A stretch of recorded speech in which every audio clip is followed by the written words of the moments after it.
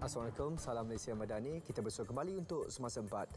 Seorang lelaki didenda RM6,000 di Mahkamah Session Ipoh selepas mengaku bersalah atas pertuduhan menggunakan peralatan komunikasi tidak diperakui tahun lalu. Mengikut pertuduhan, Faizan Ashfaq Ahmad, 49 tahun, didakwa memiliki satu unit antena satelit parabola dan satu unit dekoder V500 HD di ruang tamu premisnya di Kampung Dendang Beruas. Dia didakwa di bawah Peraturan 16/1/B Peraturan Komunikasi dan Multimedia Standard Teknik 2000 yang memperuntukkan hukuman denda tidak melebihi RM100,000 atau penjara selama tempoh tidak melebihi 6 bulan atau kedua-duanya. Mahkamah turut menetapkan penjara 2 bulan jika gagal membayar denda.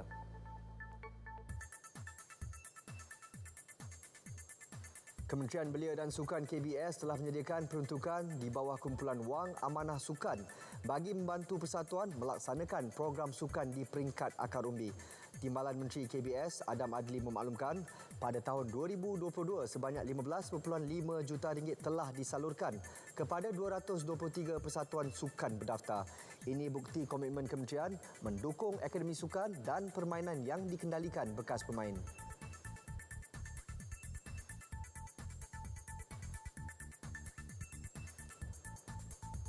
KBS juga telah menyediakan peruntukan di bawah kumpulan Wang Amanah Sukan kawasan bagi membantu persatuan sukan termasuk kelab dan akademi bagi melaksanakan program sukan di peringkat akar umbi.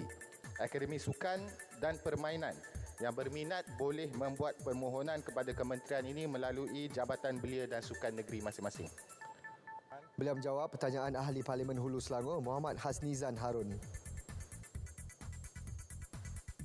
Sedikit perkembangan luar negara. Pulau Perainan Bali, Indonesia kini menjadi tumpuan ribuan warga Rusia dan Ukraine yang melarikan diri susulan pencerobohan Rusia ke atas Ukraine. Dengan konflik tersebut masih belum lagi menemui penyelesaiannya, destinasi pelancongan terunggul di Indonesia itu menjadi tempat perlindungan sementara bagi mereka. Menurut data kerajaan, seramai lebih 7,000 warga Ukraine sudah tiba di Bali tahun lalu. Tahun lalu juga menyaksikan lebih 58,000 warga Rusia tiba di pulau tersebut. Ketua Agensi Pelancongan Bali berkata, rakyat kedua negara itu mungkin memilih Bali kerana ia dikenali sebagai destinasi yang damai.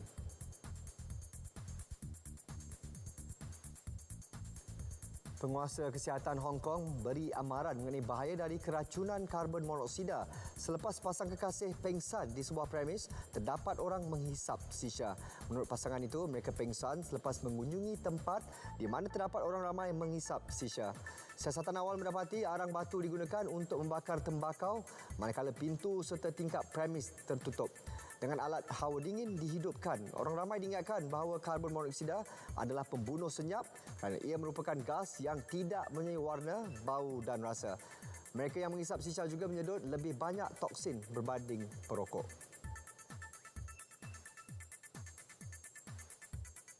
Sukan, tuan rumah Sukan Olimpik 2024, Perancis antara 34 negara yang meminta Jawatan Kuasa Olimpik Antarabangsa IOC melarang atlet Rusia dan Belarus menyertai tamasya sukan itu. Amerika Syarikat, United Kingdom dan Australia juga mahu atlet dari negara berkenaan dilarang menyertai Sukan Olimpik Paris 2024. Awal bulan ini, Menteri Sukan Rusia Oleg Matyashin berkata tindakan negara-negara berkenaan untuk cuba mempengaruhi IOC tidak boleh diterima sama sekali. Bulan lepas, IOC mengesahkan hasratnya untuk mengekalkan sekatan terhadap pegawai kerajaan Rusia dan Belarus menyertai Olimpik di Paris, Perancis pada tahun depan. Namun mungkin memberi peluang kepada atlet dari kedua-dua negara itu bersaing di bawah bendera neutral. Semasa 4 berakhir di sini. Teruskan kesetiaan anda bersama kami sehingga kita berjumpa lagi. Assalamualaikum dan salam Malaysia Madani.